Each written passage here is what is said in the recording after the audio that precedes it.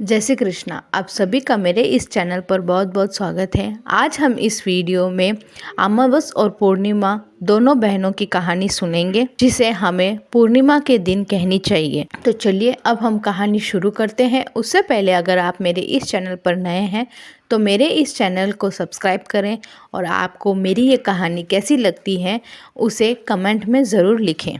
एक राज्य में एक राजा और एक रानी रहते थे। उसकी 4 संतान थी, 2 लड़के और 2 लड़कियां। लड़की का नाम पूर्णिमा तथा दूसरी लड़की का नाम अमावस था। पूर्णिमा घर के कामों में निपुण थी और वह घर का पूरा काम करती थी और भगवान की पूजा अर्चना भी किया करती थी। इसके अतिरिक्त वह गौ माता की सेवा भी किया करती थी। और उसकी दूसरी बहन अमावस ना ही घर का कोई काम करती थी और ना ही भगवान की पूजा अर्चना करती थी और ना ही गौ माता की सेवा करती थी। पूर्णिमा सर्वगुण संपन्न थी। फिर भी राजा और रानी अपने दोनों बेटे तथा पुत्री अमावस्या से प्रेम करते थे और पूर्णिमा से प्यार नहीं करते थे। वह उसके साथ भेदभाव करते थे। राजा के चारों पुत्र और पुत्रियां धीरे धीरे बड़े हो रहे थे। जब वह बड़े हो गए, राजा ने अपने दोनों पुत्रों का विवाह योग्य कन्याओं के साथ कर दिया। इसके बाद रानी ने राजा से कहा कि अब दोनों पुत्री विवाह योग्य हो गई हैं और इन दोनों का विवाह भी कर दो, लेकिन पुत्री अमावस का विवाह किसी बड़े खानदान में करना और पूर्णिमा का विवाह किसी गरीब परिवार में करना, क्योंकि पूर्णिमा को केवल भगवान की पूजा पाठ करना ही पसंद है और गाय की सेवा करना पसंद है। जब रानी ने राजा को दोनों पुत्रियों का रिश्ता तय करने के लिए भेज दिया, राजा ने अपने पड़ोस के राज्य में जाकर वहाँ के राजा के पुत्र के साथ अमावस का रिश्ता तय कर दिया और वहीं पास के गांव में जाकर एक गरीब परिवार के लड़के के साथ पुत्री पूर्णिमा का रिश्ता भी तय कर दिया। यह सारी बात जाकर राजा ने अपनी रानी से बताई तो रानी यह सोचने लगी कि अब देखते हैं कि भगवान इसकी मदद कैसे करते हैं। यह बहुत ही पूजा पाठ करती हैं और भगवान में मग्न रहती हैं। पूर्णिमा को उसके भाई और भाभी बहुत प्रेम करते थे, क्योंकि पूर्णिमा घर के कामों में उनका साथ देती थी और कामों में उनका हाथ बटाती थी और वहीं दूसरी बहन अमावस उन पर रोब जमाती थी और घर का कोई कार्य नहीं करती थी। कुछ समय बीत जाने के बाद दोनों पुत्रियों का विवाह हो जाता है। राजा और रानी विवाह के बाद अपनी दोनों पुत्रियों को विदा करते हैं। विदा करते समय राजा और रानी पुत्री अमावस को तो बहुत सारा धन दौलत देकर विदा करते हैं और पूर्णिमा को कुछ भी नहीं देते हैं, खाली हाथ विदा करते हैं। इसके बाद दोनों बहनें अपने अपने ससुराल को चली जाती हैं। कुछ दिन बीत जाते हैं तो एक दिन अमावस अपने घर पर शिव जी की कथा रखती हैं, जिसमें वह सभी गांव वाले को निमंत्रण देती हैं और अपनी बहन पूर्णिमा को नहीं बुलाती हैं। जब गांव की सारी औरतें अमावस के यहाँ जाती हैं तो यह सब दृश्य पूर्णिमा अपने घर के दरवाजे के बाहर बैठकर देख रही होती हैं। तब वहां से गुजर रही औरतें पूर्णिमा से कहती हैं कि तुम्हारी बहन के यहाँ शिवजी की कथा रखी है, क्या तुम नहीं चलोगी? पूर्णिमा ने कहा, मुझे निमंत्रण नहीं आया है, मैं नहीं जा सकती। सभी गांव की औरतों ने पूर्णिमा से कहा, बुलाया नहीं तो क्या हुआ, भगवान शिव की कथा है, तुम हमारे साथ चलो। गांव की सभी औरतों की बात मानकर पूर्णिमा भी उनके साथ भगवान शिव की कथा में अमावस के घर चली जाती है। जब अमावस की नज़र पूर्णिमा पर पड़ती है तो वह कहती हैं कि तुम यहाँ कैसे चली आई, मैंने तो तुम्हें बुलाया नहीं था। खैर कोई बात नहीं, अब तुम आ गई हो तो चुपचाप बैठे रहना। और यह कहते हुए अमावस ने पूर्णिमा की गरीबी का भी मजाक उड़ाया। पूर्णिमा की आंखों में आंसू आ गए और वह रोते रोते मन ही मन पूर्णिमा भगवान शिव से विनती करती, हे भगवान, क्या पूजा पाठ करना गलत है, गौ माता की सेवा करना गलत है? आखिर मेरी गलती क्या है? आप मुझ पर अपनी कृपा दृष्टि कब बनाएंगे? पूर्णिमा बार बार भगवान शिव से यही कहती रहती। इतने में शिव कथा पूरी हो जाती है और अमावस भगवान का प्रसाद बांटने लगती हैं। वह सभी लोगों को प्रसाद देती हैं, लेकिन पूर्णिमा को वह प्रसाद नहीं देती हैं। पूर्णिमा बिना प्रसाद के ही अपने घर लौट जाती हैं। रास्ते में वह यह सोचते हुए चलती हैं कि यदि बच्चे उससे कथा का प्रसाद मांगेंगे तो उन्हें क्या जवाब देगी। और उसने सोचा कि वह अपने मायके, अपने भाई और भौजाई के यहाँ जाएगी और वहाँ जाते हुए बच्चों के लिए कुछ लेकर आएगी। ऐसा सोचते सोचते हुए वह अपने घर वापस लौट आई। घर वापस लौट कर आने के बाद वह अपने पति और बच्चों से कहती हैं कि वह अपने मायके जा रही है। पति ने कहा ठीक है, और कुछ समय के बाद पूर्णिमा अपने मायके के लिए रवाना हो गई। चलते चलते रास्ते में एक चबूतरा आया जिस पर तुलसी का पौधा लगा था। उस चौतरी पर एक बूढ़ी अम्मा बैठी हुई थी। वह कोई और नहीं, साक्षात तुलसी माँ ही थी। उस बूढ़ी माता ने पूर्णिमा से कहा, बिटिया तुम कौन हो और कहाँ जा रही हो? पूर्णिमा अपना परिचय देती है। परिचय देने के बाद बूढ़ी औरत ने पूर्णिमा से कहा कि यहाँ तुलसी का पौधा सूख रहा है, इसमें थोड़ा सा पानी डाल दो और इस चबूतरे की सफाई कर दो, जिससे मुझे थोड़ी ठंडक मिलेगी। पूर्णिमा ने कहा ठीक है माँ, मैं तुलसी में पानी डाल देती हूँ और यहाँ की सफाई भी कर देती हूँ। पूर्णिमा ने साफ सफाई करने के बाद बूढ़ी अम्मा को भी नहला दिया और बूढ़ी अम्मा की भी सेवा करके पैर दबाए और बूढ़ी अम्मा से कहा कि माँ जी और बताइए, मैं आपकी क्या सेवा करूं और कोई काम हो तो बता दीजिए, मैं कर दूंगी। बूढ़ी अम्मा ने कहा कुछ नहीं, अब तुम जाओ और वापस आते समय मुझसे मिलते हुए जाना। पूर्णिमा ने बूढ़ी अम्मा से कहा ठीक है अम्मा, मैं जाती हूँ, वापस आते वक्त आपसे मिलते हुए जाऊंगी। कुछ समय आगे चलने के बाद एक शिव मंदिर आया। वहाँ पर उसे एक बूढ़ा बाबा मिला जो मंदिर के बाहर बैठे हुए थे। वह कोई और नहीं, साक्षात भोलेनाथ थे।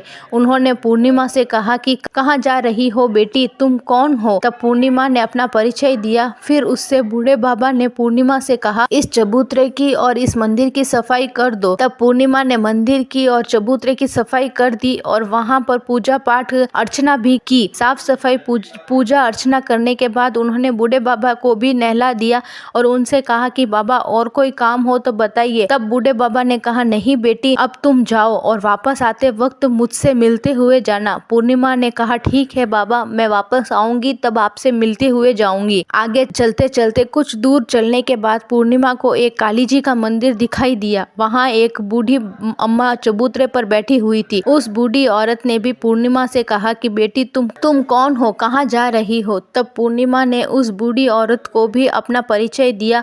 बूढ़ी औरत ने पूर्णिमा से कहा यहाँ पर सभी पूजा पाठ करने के लिए आते हैं, लेकिन मंदिर की साफ सफाई कोई नहीं करता है, इसलिए तुम मंदिर और चबूतरे की साफ सफाई कर दो। पूर्णिमा ने कहा ठीक है माताजी, और पूर्णिमा मंदिर की चबूतरे की साफ सफाई कर देती है और पूजा पाठ भी करती है और माताजी का श्रृंगार कर देती है और उस बूढ़ी अम्मा को भी नहला देती है और बूढ़ी अम्मा के पैर दबाती है और कहती हैं कि सभी काम हो गए हैं माँ, कोई और काम हो तो बताइए। बूढ़ी अम्मा कहती हैं नहीं बेटी, अब तुम जाओ, लेकिन वापस आते वक्त मुझसे मिलते हुए जाना। पूर्णिमा कहती है ठीक है और वह आगे चली जाती है। आगे चलते चलते एक नदी आती है। वहाँ पर भी एक बूढ़ी अम्मा बैठी रहती है और वह कहती है कि बेटी तुम कौन हो और कहाँ से आई हो? उसे भी पूर्णिमा ने अपना परिचय दिया और बूढ़ी औरत पूर्णिमा से कहती है कि नदी पर स्नान करने तो यहाँ सब आते हैं, लेकिन यहाँ की साफ सफाई कोई नहीं करता, इसलिए तुम इस किनारे पर साफ सफाई कर दो। तो पूर्णिमा कहती हैं ठीक है माँ जी, और यहाँ साफ सफाई कर देती हैं और उस बूढ़ी अम्मा के पैर दबा देती है और कहती हैं कि माँ जी और कोई काम हो तो बताइए। बूढ़ी औरत कहती है कुछ नहीं बेटा, तुम जाओ, लेकिन वापस आते वक्त मुझसे मिलते हुए जाना। और वह नाव में बैठ नदी के दूसरे किनारे पहुंच जाती है। वह अपने मायके के घर पहुंच जाती है। वहां पर पूर्णिमा के भाई और भाभी उसे देखकर बहुत खुश होते हैं और पूर्णिमा की बहुत खातिरदारी करते हैं, उसे बहुत सारी बातें करते हैं और कहते हैं कि बच्चों को भी साथ में लेकर आती तो बहुत अच्छा होता। अब कुछ समय के बाद पूर्णिमा ने वापस अपने ससुराल जाने को कहा। तब भाभी ने उसके लिए एक साड़ी दी और बच्चों के लिए खिलौने और नए कपड़े और खाने पीने की कुछ चीजें रख दी और कहा कि तुम बहुत दिनों के बाद आती हो। और पूर्णिमा की भाभी ने यह थैला पूर्णिमा के हाथ में रख दिया और कहा कि जाओ और जल्दी वापस आना। इसके बाद पूर्णिमा वहां से अपने ससुराल के लिए रवाना हो गई और उस नदी के किनारे पहुंची और नाव में बैठकर दूसरे किनारे पर उतर गई। वहां पर उतरने के बाद उसे वही बूढ़ी अम्मा मिली जो साक्षात गंगा मैया थी। उस बूढ़ी अम्मा ने पूर्णिमा को एक थैला दिया और कहा कि तुम अपने घर जाकर ही खोलना। अब पूर्णिमा के पास बहुत थैले हो गए। उन्हें लेकर पूर्णिमा वहां से रवाना हुई और आगे कुछ दूर चलने लगी तो काली माँ का मंदिर आया। वहां पर काली माँ बूढ़ी मैया के रूप में विराजमान थी। उसने कहा आ गई बेटी पूर्णिमा। पूर्णिमा ने कहा माँ जी मैं आ गई हूँ। तो काली माँ ने उसे एक थैला दिया और कहा कि तुम यह थैला अपने घर जाकर खोलना। अब पूर्णिमा के पास 3 थैले हो गए। तीनों थैले लेकर पूर्णिमा आगे बढ़ी। कुछ दूर जाने के बाद शिव का मंदिर आया, जहाँ बूढ़े बाबा के रूप में शिवजी स्वयं विराजमान थे। बूढ़े बाबा ने उन्हें तीनों थैले लेकर पूर्णिमा आगे बढ़ी। कुछ दूर जाने के बाद शिवजी का मंदिर आया, जहाँ बूढ़ा बाबा के रूप में शिवजी स्वयं विराजमान थे। बूढ़े बाबा ने कहा, पूर्णिमा तुम वापस आ गई। पूर्णिमा ने कहा, हाँ बाबा मैं वापस आ गई। बूढ़े बाबा ने भी पूर्णिमा को एक थैला दिया और कहा कि यह थैला तुम घर जाकर खोलना। पूर्णिमा ने कहा, ठीक है बाबा। अब पूर्णिमा के पास 4 थैले थे, तो वह ये थैले कैसे लेकर जाती, इसलिए उसने एक पुरानी साड़ी निकाली और उन सभी थैलों का एक गट्टा बना लिया और सिर पर रख कर वहाँ से रवाना हो गई। कुछ दूर जाने के बाद उसे तुलसी माँ बूढ़ी औरत के रूप में मिलती है और कहती है कि पूर्णिमा तुम आ गई। पूर्णिमा कहती है, हाँ माँ जी मैं आ गई। वह बूढ़ी औरत भी उसे एक थैला देती है और कहती है कि यह थैला तू अपने घर पर जाकर खोलना। पूर्णिमा कहती है, ठीक है माँ जी। अब पूर्णिमा के पास 5 थैले हो गए थे। पूर्णिमा वहाँ से रवाना हुई तो वापस अपने घर पहुँच गई। पूर्णिमा ने अपने बच्चों को सबसे पहले मायके का थैला खोल कर दिखाने लगी। उसमें बच्चों के लिए अच्छे अच्छे कपड़े और खाने पीने की चीजें थी और उसमें कुछ गहने भी थे। पूर्णिमा ने कपड़े बच्चों को दे दिए और खाने पीने की चीजें भी बच्चों को दे दी। बच्चे ये सब लेकर बहुत खुश हुए थे। अब पूर्णिमा ने दूसरा थैला खोला जिसे गंगा मैया ने दिया था। उसमें ढेर सारे हीरे जवाहरात सोना चांदी आदि थे। इसके बाद अब पूर्णिमा ने तीसरा थैला खोला तो जो काली माँ ने दिया था उसमें बहुत सारा सोना श्रृंगार का सामान भरा हुआ था। उसके बाद पूर्णिमा ने चौथा थैला खोला जिसे भगवान शिव ने दिया था। उसमें बहुत सारी धन संपत्ति भरी हुई थी और बहुत सारी खुशियां भरी हुई थी। उसके बाद अब पूर्णिमा ने 5वां थैला खोला जिसे तुलसी माँ ने दिया था। उसमें चावल दाल और 7 प्रकार के खाने की चीजों से भरा हुआ था। अब पूर्णिमा के घर किसी भी चीज की कमी नहीं। अब उसका घर धन धान्य से भरा हुआ था और परिपूर्ण था। अब पूर्णिमा और उसके परिवार सुख से जीवन व्यतीत कर रहे थे। अब पूर्णिमा मन में विचार किया कि क्यों न शिवजी की कथा कराई जाए। कथा का एक कार्यक्रम रखा। पूर्णिमा ने गांव के सभी लोगों को निमंत्रण दिया और घर घर जाकर सभी लोगों को बुलाया। पूर्णिमा अपनी बहन अमावस के घर भी गई और अमावस को भी शिवजी की कथा के लिए उसने घर पर बुलाया। जब अमावस पूर्णिमा के घर शिवजी की कथा में आई तो उसने देखा कि पूर्णिमा के घर में किसी भी चीज की कोई कमी नहीं थी। इतना सारा धन दौलत देखकर अमावस आश्चर्यचकित हो गई। उसने पूर्णिमा से कहा कि तुम्हारे घर में इतना धन और दौलत कहाँ से आई है। पूर्णिमा ने यह कहा, देखो बहन, तुमने शिवजी की कथा में मुझे नहीं बुलाया था, फिर भी मैं चली आई और तुमने मुझे प्रसाद तक नहीं दिया था और मेरी गरीबी का मजाक भी उड़ाया था। उसके बाद मैं अपने घर आ गई और घर आते हुए मन ही मन सोच रही थी कि अपने मायके जाऊंगी और मैं अपने मायके चली गई और जो कुछ घटना इस बीच में हुई वह सब सारी घटना अमावस को बता देती हैं। तो अमावस कहती है कि तुम भी मुझे प्रसाद मत दो और मुझे डांट दो। लेकिन पूर्णिमा ने कहा कि यह तो भगवान का प्रसाद है, मैं तो सबको दूंगी और तुम्हें भी दूंगी। फिर भी अमावस ने प्रसाद नहीं लिया और वह सीधे अपने घर चली गई। घर जाकर अपने बच्चों से कहकर वह वहां से मायके के लिए तैयार हो गई और मायके के लिए निकल गई। उसे रास्ते में चलते चलते तुलसी माँ मिली तो जो चबूतरे पर बूढ़ी माँ के रूप में बैठी हुई थी। बूढ़ी माँ ने अमावस से कहा कि बेटी तुम कौन हो और कहाँ जा रही हो। अमावस ने अपना परिचय दिया। बूढ़ी माँ ने कहा, बेटी यह तुलसी का पौधा सूख रहा है, इसमें थोड़ा सा पानी डाल दो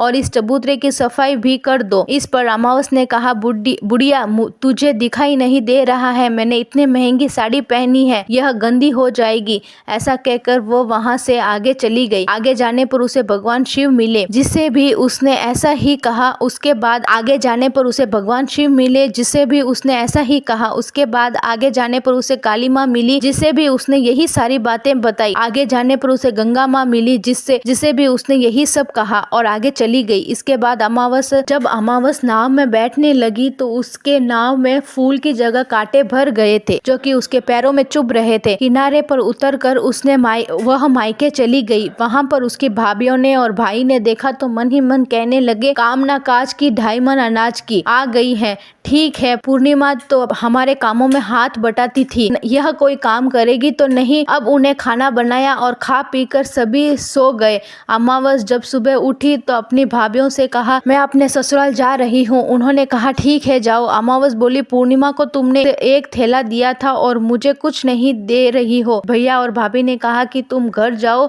थैला तुम्हारे घर पहुंच जाएगा। फिर अमावस वहां से निकल गई और नदी के किनारे पर पहुंची। वहां गंगा मैया बूढ़ी औरत के रूप धारण करके बैठी हुई थी। बूढ़ी माँ ने कहा, आ गई बेटी? तो उसने कहा, मैं आ गई हूँ। अमावस ने कहा, तुमने पूर्णिमा को तो एक थैला दिया था, मुझे नहीं दोगी क्या? बूढ़ी अम्मा ने कहा, तुम घर जाओ, थैला तुम्हारे घर पहुंच जाएगा। इसके बाद आगे जाने पर उसे काली माँ मिली। जो भी अमावस्या से मिला सभी ने यही बात कही कि तुम घर जाओ, तुम्हारा थैला घर पहुंच जाएगा। अमावस अपने घर पहुंच गई। आंगन में देखा तो वहां पर 5 थैले पड़े हुए थे। अमावस ने मन ही मन सोचा कि अब तो मेरे पास बहुत सारी धन और दौलत आ जाएगी। जल्दी जल्दी उसने सभी थैले खोल दिए। किसी में मिट्टी थी तो किसी में पत्थर थे, किसी में कंकड़ थे तो किसी में कोपल थे। उसके मायके के थैले में भी कुछ नहीं मिला था। इन थैलों में कुछ भी नहीं था। अमावस दौड़ती हुई पूर्णिमा के घर गई और कहती है कि तुम्हें तो इतना सब कुछ मिला, मुझे तो कुछ भी नहीं मिला, आखिर क्यों? पूर्णिमा कहती है कि जब मैं अपने मायके जाती हूँ तो सभी भाभीियों के साथ काम में हाथ बटाती हूँ, उनका साथ मिलकर काम करती हूँ, लेकिन तुम ऐसा कुछ नहीं करती हो, उनकी इज्जत भी नहीं करती हो, इसलिए वह तुम्हें भला क्या देंगे, इसके बाद तुमने गंगा मैया को ठुकरा दिया और काली माँ को भी ठुकरा दिया और भगवान शिव को भी तुमने ठुकरा दिया, इसलिए उन्होंने भी तुम्हें कुछ नहीं दिया। अमावस कहती है कि बहन मुझे माफ कर दो, मैंने तुम पर हमेशा अत्याचार किया है, मुझे कुछ नहीं मिला तो कोई बात नहीं, मैं भगवान की भक्ति करूंगी और सब कुछ प्राप्त कर लूंगी, मुझे इन सब चीजों का रहस्य बताओ। तो पूर्णिमा ने कहा कि तुम 3 सूत्रों का ज्ञान ले लो और उनकी कथा करना। पहले सूत्र में दया मांगना, दूसरे सूत्र में कथा मांगना और तीसरे सूत्र में 108 बार ओम नमः शिवाय का जाप करना। बहन भगवान ने यह सूत्र दिए हैं, इनको अपने हृदय में बसा लेना। मैंने भी यही 3 सूत्र अपने जीवन में अपनाए थे और सच्चे मन से भगवान की भक्ति पूजा पाठ की थी, फिर भगवान ने मुझे यह सब कुछ दिया है। तुम्हारे पास जो कुछ था वह भी खत्म हो गया है। इसके बाद अमावस अपने घर गई और भगवान की पूजा पाठ करने लगी। भगवान शिव से उसने माफी मांगी और गौ माता की भी सेवा करने लगी और दूसरों की मदद भी करने लगी, जिससे उसके पास पहले जैसी धन दौलत हो गई। हे शिव भगवान, जैसे आप पूर्णिमा पर प्रसन्न हुए वैसे सभी पर प्रसन्न होना, कहते सुनते हुंकारा भरते सभी पर प्रसन्न होना।